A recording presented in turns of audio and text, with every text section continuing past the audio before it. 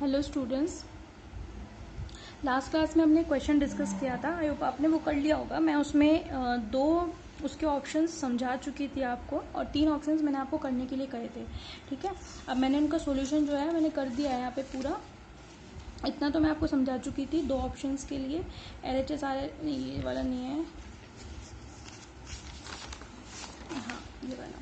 इसमें मैं आपको A ऑप्शन बता चुकी थी, B बता चुकी थी। A और B में B ऑप्शन हमारा सही था, है ना। इसके बाद के जितने भी ऑप्शंस हैं वो C D थे, है ना, और E ऑप्शन था।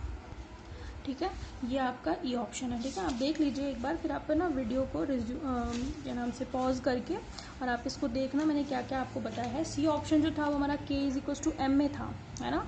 तो LHS में तो आपकी काइनेटिक एनर्जी की ये होती है, M में आपको ट्राई करना है तो M की तो डायमेंशन ये हो गई, एक्सेलरेशन की ये होती है। ठीक है, और यहाँ पे भी LHS और RHS इक्वल नहीं आ रहे थे, तो ये भी हमारा सही आंसर नहीं था। फिर है आपका K=3/16 mv²। ठीक है, तो K की तो है ही, mv² में 3/16 तो डायमेंशन लेस है, इसकी तो कोई होगी नहीं, तो mv² की डायमेंशन m की एरी, v² की एरी। अब इसमें अगर कांस्टेंट को हटा दें, है ना, तो K की जो डायमेंशन है वो mv² के इक्वल आती है। ठीक है, तो मैंने बताया कि LHS RHS के बराबर है, बट आप देखिए option D is also correct dimensionally as well as option B. जैसे ऑप्शन बी हमारा करेक्ट आया था, है ना, ये रहा, उसमें भी तो K और mv² इक्वल आ गए थे। अब हाफ की तो डायमेंशन वहाँ भी नहीं, यहाँ भी नहीं थी, और 3/16 की डायमेंशन यहाँ भी नहीं है। ठीक है, तो कांस्टेंट को नज़रअंदाज कर दें तो दोनों ही ऑप्शन सही हैं। ठीक है, but we can not decide the multiple constant. Half और 3/16 इज करेक्ट। अब दोनों में से कौन सा करेक्ट है वो हम इस मेथड से नहीं पता लगा सकते, बट अगर हम केवल डायमेंशनली बात करें तो ऑप्शन बी भी सही है और ऑप्शन डी भी सही है। बात समझ में आ रही है आपको? ठीक है, तो यही मैं कहना चाह रही हूँ कि इस वाले मेथड से हम कांस्टेंट का पता नहीं लगा सकते।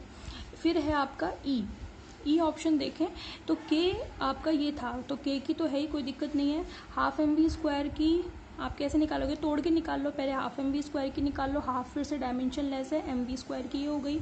MA की कैसे निकालोगे आप? MA में अभी निकाली हमने पीछे, फिर दोनों का अगर आप सम कर दोगे। दूसरी बात एक ये और देखिए आप, हाफ mv² और MA दोनों की डायमेंशन ही सेम नहीं है। दैट मीन्स हम इन दोनों को जोड़ ही नहीं सकते, क्योंकि हमने पढ़ा है कि केवल वो ही फिजिकल क्वांटिटीज ऐड की जा सकती है जिनकी डायमेंशन सेम हो। तो अब क्योंकि इक्वेशन 1 और 2 ही सेम डायमेंशन की नहीं है तो हम इनको ऐड नहीं कर सकते, इसीलिए मैंने कहा है first and second are not of same dimension, they can not be add. तो ऑप्शन ई मेरा वैसे ही गलत हो गया। तो LHS RHS मिलाने की जरूरत ही नहीं है, RHS ही गलत है। समझ में आ गई बात? तो कंक्लूजन हमने क्या निकाला? We can say that by this method we only decide the correctness of dimension formula. यानी कि डायमेंशन फार्मूला क्या है केवल वो ही बता सकते हैं, फिजिकल फार्मूला के बारे में कोई जानकारी नहीं मिलती। Not the physical formula, to decide physical formula correct we have to move toward the concept of physics. यानी कि अगर हमें कॉन्सेप्ट पता है कि काइनेटिक एनर्जी का फॉर्मूला हाफ mv² होता है, ना कि 3/16 mv², तो हम बता देंगे कि ये सही है और ये गलत है। ठीक है, लेकिन अगर हम डायमेंशनल ही चेक करते हैं तो ये भी सही है और ये भी सही है। समझ में आ गई? क्योंकि डायमेंशनली में कांस्टेंट का कोई रोल नहीं होता, कांस्टेंट की कोई डायमेंशन ही नहीं होती है। बात समझ में आ रही है? तो ये मैं बताना चाह रही थी। तो आज मैं इसका नेक्स्ट एप्लीकेशन शुरू कर रही हूँ। आप ऐसा करना, इसको वीडियो को पॉज करके और ये सोल्यूशन एक बार चेक कर लिया, है ना। आपने देख लिया होगा आई होप पूरा सोल्यूशन जो भी है इसका। ठीक है, इसमें सारे ऑप्शंस मैंने आपको क्लियर कर दिए हैं कि कौन सा कैसे हुआ है। समझ में आ गई बात आपको? ठीक है, देखिए next application second application of dimension. हम पढ़ रहे हैं एप्लीकेशंस ऑफ डायमेंशन। ठीक है, देखें तो सेकंड हमारा क्या इसका ऑप्शन एप्लीकेशन है, डिड्यूसिंग relatives among the physical quantities, among the physical quantities। ठीक है, तो रिलेटिव्स क्या होंगे फिजिकल क्वांटिटीज़ के बीच में वो पता लगा सकते हैं अपन। ठीक है, कैसे पता लगा सकते हैं वो हम देखेंगे। ठीक है, देखें अगर हमें किसी फॉर्मूले की डिपेंडेंसी पता लगानी हो कि उसकी वेरिएबल्स पर डिपेंडेंसी किस तरीके से होगी, जैसे आपने F=m में एक फॉर्मूला पढ़ा हुआ है जो न्यूटन के सेकंड लॉ से निकलता है। ठीक है, अब आपको पता है कि जो F है वो m और a की 1 पावर पर डिपेंड करता है। ठीक है। तो आप इसको पता लगा सकते हो कि 1 पावर पर, 2 पावर पर, 10 पावर पर किस पर डिपेंड करता है, वो हम इस मेथड से फाइंड आउट कर सकते हैं। ठीक है, तो by this method we can deduce the dependency of any variable to the other variables. ठीक है, कैसे फाइंड आउट कर सकते हैं वो देखिए आप। जैसे एक क्वेश्चन लेके चलते हैं। जैसे मेरे पास एक क्वेश्चन है, मैं आपको क्वेश्चन दिखा देती हूँ, क्वेश्चन से ही समझ में आएगा, लिखना कुछ नहीं है इस मेथड में। ठीक है, देखिए क्वेश्चन ये है कंसीडर अ सिंपल पेंडुलम। ठीक है, तो हम सिंपल पेंडुलम का एक फॉर्मूला फाइंड आउट करने की कोशिश करेंगे जो हमने पढ़ रखा है, तो आप चेक कर लेना, लास्ट में वही फॉर्मूला निकलेगा। ठीक है, लेकिन आप ये मान के चलिए कि आपको पेंडुलम की डिपेंडेंसी या फॉर्मूले के बारे में नहीं पता। तो consider a pendulum having a bob attach to a string that oscillates under the action of force of gravity. ठीक है, मतलब ये कहना चाह रहा है, ये कह रहा है कि कंसीडर अ सिंपल पेंडुलम। एक मैंने सिंपल पेंडुलम बता दिया इसने कि सिंपल पेंडुलम कैसा है कि एक बॉब है जो कि लटकी हुई है एक स्ट्रिंग से। ये तो हो गई आपकी स्ट्रिंग मतलब एक धागे से लटका रखी है, और ये है बॉब मतलब कोई भी मास कनेक्ट किया हुआ है। ठीक है, तो एक बॉब है that is connected to a string to made a simple pendulum. So तो ये क्या है, हमारे पास एक सिंपल पेंडुलम है। ठीक है, ये ऑसिलेट करती है अंडर द ग्रेविटी। ठीक है, क्योंकि मैंने इसको लटकाया हुआ है तो ऑब्वियस सी बात है कि इस मास पर जो ग्रेविटेशनल फोर्स लगेगा वो F=mg होगा। ठीक है, आगे है suppose that the period of oscillation of simple pendulum depends on its length मतलब स्ट्रिंग की length, mass of the bob, ये रहा mass small m, and acceleration due to gravitational acceleration g। ठीक है, derive the expression for its time period using method of dimensions. ठीक है, मतलब हमें पता लगाना है कि अगर इसका टाइम पीरियड t जो है वो डिपेंड करता है किस पर, मास पर, लेंथ पर और g पर, तो आपको पता लगानी है कि इनकी आपस में डिपेंडेंसी क्या होगी। डिपेंडेंसी होगी तो कितनी पावर पर होगी, 1 पावर पर होगी, हाफ पावर पर होगी, 3/4 पर होगी, 2 पर होगी या किसी और पर होगी। समझ में आ गई। तो आपको एक तरीके से एक रिलेशन फाइंड आउट करना है किन किन के बीच में, among time period, mass, length and gravitational acceleration. बात समझ में आ गई आपको कि क्या करना चाह रहे हैं हम, तो इससे हम डिपेंडेंसी फाइंड आउट कर सकते हैं। तो क्वेश्चन यही है, derive the expression for its time period using method of dimension. अब मैं एक एक इसके वेरिएबल का मतलब समझा देती हूँ कि टाइम पीरियड क्या होता है। ठीक है, देखिए समझ में आ गया होगा आपको वैसे तो सिंपल पेंडुलम क्या होता है। सिंपल पेंडुलम, जैसे आपने वॉच देखी है पेंडुलम वॉच, वो ही है सिंपल पेंडुलम। पेंडुलम वॉच में क्या होता है कि एक पेंडुलम लटका होता है और वो हर सेकंड पे एक बार इधर और एक बार इधर ऑसिलेट करता है। ठीक है, ये बॉब मैंने एक स्ट्रिंग है जिसकी लेंथ है स्मॉल l, उससे मैंने कनेक्ट कर दी, और एक ये है मास स्मॉल m। ठीक है, ये मास पर ग्रेविटेशनल की वजह से जो फोर्स लगेगा वो होगा mg।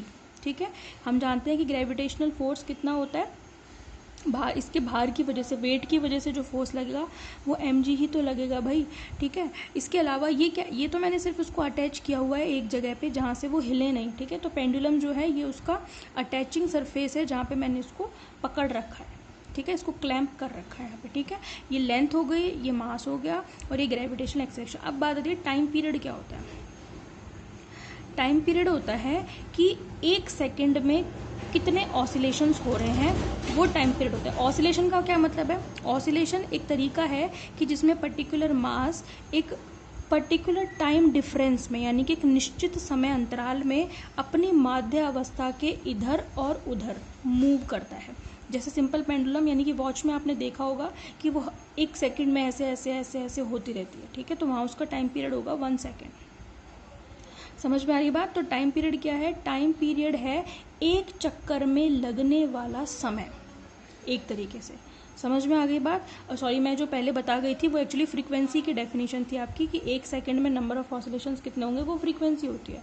आपसे कहा है टाइम पीरियड। टाइम पीरियड क्या होता है कि एक ऑसिलेशन में कितना समय लगेगा, वो कहलाता है आपका टाइम पीरियड। टाइम पीरियड मतलब टाइम होगा, इसकी यूनिट कितनी होगी, टाइम की यूनिट के बराबर होगी। समझ में आ गई बात।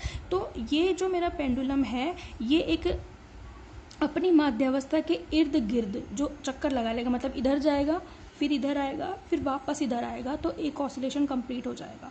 यानी कि जहाँ से शुरू हुआ उसी जगह पर जब वापस आ जाएगा तो एक ऑसिलेशन कंप्लीट हो जाएगा। तो एक ऑसिलेशन में, ऑसिलेशन मतलब दोलन, इधर उधर गति करना, माध्यावस्था के इधर और इधर, यानी कि back and fourth movement oscillation कहलाता है। ठीक है, और एक ऑसिलेशन में लगने वाला समय ही क्या कहलाएगा, आपका टाइम पीरियड कहलाएगा। समझ में आ गई। तो टाइम पीरियड पर डिपेंडेंसी फाइंड आउट करनी है। तो हमें इतना तो पता लग गया कि टाइम पीरियड इन तीनों पर डिपेंड करेगा। तो मेरे को नहीं पता कि किस किस पर डिपेंड करेगा, कितनी पावर पर करेगा, तो मैंने मान लिया लेट टी डिपेंड कर रहा है किस किस पर, एम पर, एल पर और जी पर। ठीक है, और कितनी पावर पर तो मुझे नहीं पता, तो मैंने एक्स वाई जेड मान ली। इतना तो पता है ना कि डिपेंड कर रहा है, कितनी पावर पर कर रहा है वो नहीं पता। तो मैंने मान लिया कि T is proportional to X power पर एम की, एल की वाई पावर पर और जी की जेड पावर पर डिपेंड कर रहा है। समझ में आ गई बात आपको। हमें ये एक्स वाई जेड ही फाइंड आउट करना है कि ये कितने होंगे। ठीक है, अब देखो प्रपोर्शनलिटी जब हम हटाते हैं तो एक कांस्टेंट का यूज़ करते हैं, तो मैंने यूज़ कर लिया के। ठीक है, के एम की पावर एक्स, एल की पावर वाई, जी की पावर जेड। ठीक है, हम बता देते हैं यहाँ पे वेयर के इज डायमेंशनलेस कांस्टेंट, क्योंकि अगर इसकी डायमेंशन हो गई तो फिर तो गड़बड़ हो जाएगी। तो के क्या है, एक डायमेंशनलेस कांस्टेंट है। ठीक है, and X Y and Z are exponents. ठीक है, तो ये मैंने मान लिए कि ये उसके एक्सपोनेंट्स हैं। एक्सपोनेंट्स मतलब पावर्स हैं। ठीक है, जो मैंने कंसीडर किया। ठीक है भाई, अब देखें, अब टी की जो डायमेंशन होती है, क्या आप वो बता सकते हो मुझे? टी की डायमेंशन, मैंने कहा ना इसकी यूनिट होती है सेकंड में, टाइम है ना, तो इसकी डायमेंशन क्या होगी, m0 l0 t1 ही तो होगी, क्योंकि टाइम ही है, लेंथ और मास तो है नहीं। इज इक्वल्स टू के डायमेंशन लेस है, इसकी कोई डायमेंशन नहीं है। मास की डायमेंशन क्या होगी, m1 l0 t0, क्योंकि इसके पास केवल मास है, इसके पास केवल लेंथ है, तो क्या होगी m0 l1 t0। Gravitational acceleration की कितनी होगी, ग्रेविटेशनल एक्सेलरेशन की होगी, अब भाई मैंने आपको बताया था, जहाँ टेबल बनवाई है तो मैंने बताया आपको, चाहे एक्सेलरेशन कोई सा भी हो, ग्रेविटेशनल हो या सिंपल एक्सेलरेशन हो, उसकी आप डायमेंशन कैसे निकालते हो। डायमेंशन निकालने के लिए आपको क्या करना पड़ेगा, मीटर पर सेकंड स्क्वायर, एक्सेलरेशन की यूनिट यही तो होती है। तो मास तो होता नहीं है, लेंथ होती है 1 और सेकंड स्क्वायर मतलब नीचे है, ऊपर जाएगा तो टी की पावर -2 हो जाएगा। समझ में आ गई बात। तो अब m की तो यहाँ पे पावर है मेरे पास 0, ये तो ऐसी चल रही है, l की 0 t की 1। m की सारी पावर इकट्ठी कर लो, कितनी 1 आएगी, इसकी 0 इसकी 0, तो 1 + 0 + 0 कितनी हो गई, चलो ऐड कर देती हूँ। l की कितनी हो गई, 0 + 1 + 1 2 हो गई, और t की कितनी हो गई, t की 0 + 0 -2, तो ये कितनी हो गई, m1 l2 t -2, इतनी तो होगी। ठीक है, कंपेयर कर लो दोनों side, comparing the powers of m, l and t on both sides. ठीक है, तो क्या होगी, m की पावर कितनी है, अच्छा पर रुको, आप ऐसे नहीं कर पाओगे इसको। देखें, इसी को तो कंटिन्यू कर रहे हैं। के की तो कोई डायमेंशन थी नहीं, इसके ऊपर पावर x भी तो थी, वो कैसे भूल गए हम। ये x आएगा इसकी पावर, यहाँ y आएगी, यहाँ z आएगी, तो ये तो चल ही रही है। ठीक है, तो अब ये कितना हो गया, x पावर, यानी कि ये x हो गया, यहाँ पे m की ये 0 0, l की कितनी पावर, ये पावर अंदर मल्टीप्लाई होगी ना, l की तो 0 हो गई, इस l की कितनी हो गई, y हो गई, और इस l की कितनी हो गई, z हो गई। ठीक है, इधर देखो t की पावर 0 मल्टीप्लाई होगा तो 0 ही आएगा, t की पावर 0 y से मल्टीप्लाई होगा तो 0 आएगा, t की पावर -2 z से मल्टीप्लाई होगा तो -2 z आएगा। तो यहाँ पे कितना आ गया, m की पावर x व l की पावर आ गई 2 नहीं, y + z, और t की पावर आ गई -2 z। समझ में आ गई। अब कंपेयर करें पावर्स को, तो आपके पास 3 इक्वेशन आएगी, x = 0, y + z = 0 और -2z = 1। समझ में आया आपको। कुछ नहीं था भाई, t की तो हमने डायमेंशन लिख दी, k की कोई डायमेंशन थी नहीं, m की डायमेंशन थी m1 l0 t0 power x, ऐसे ही l की ऊपर y, ऐसे ही z की और g की ऊपर z। फिर पावर्स अंदर मल्टीप्लाई होगी ना, m की पावर यहाँ पे x होगी, फिर इसकी पावर 0 के साथ मल्टीप्लाई करोगे तो 0 ही आएगा, z की इससे करोगे तो 0 आएगा, है ना। यहाँ पे इसके साथ करोगे तो 0 आएगा, एल एल की इकट्ठी कर रही है एक तरीके से, टी टी की इकट्ठी करनी है, एम की इकट्ठी करनी है। समझ में आ गई। अब इनको इक्वेशन को सॉल्व करो। एक्स तो 0 हो गया है ना, इधर से जेड इज इक्वल टू कितना हो गया, -1/2 आ गया है ना।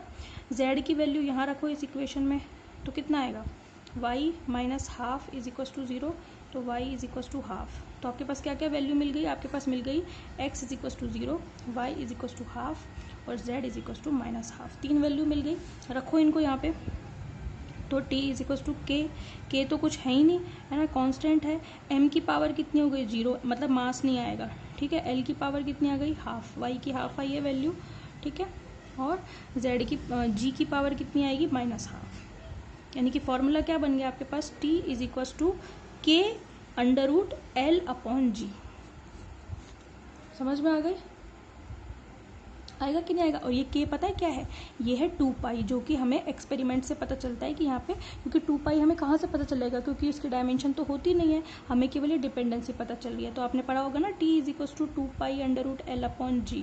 नहीं पढ़ा तो अब सुन लीजिए आप, समझ में आ गई। तो इस तरीके से हम फॉर्मूला पता लगा सकते हैं, ठीक है। एक और क्वेश्चन मैं आपको कराऊंगी नेक्स्ट वीडियो में, आप इसको समझ के रख लेना। कोई दिक्कत है तो आप कमेंट सेक्शन में मेरे को बता देना, मैं आपको इसको अगेन रिपीट कर दूँगी, ठीक है। Thank you.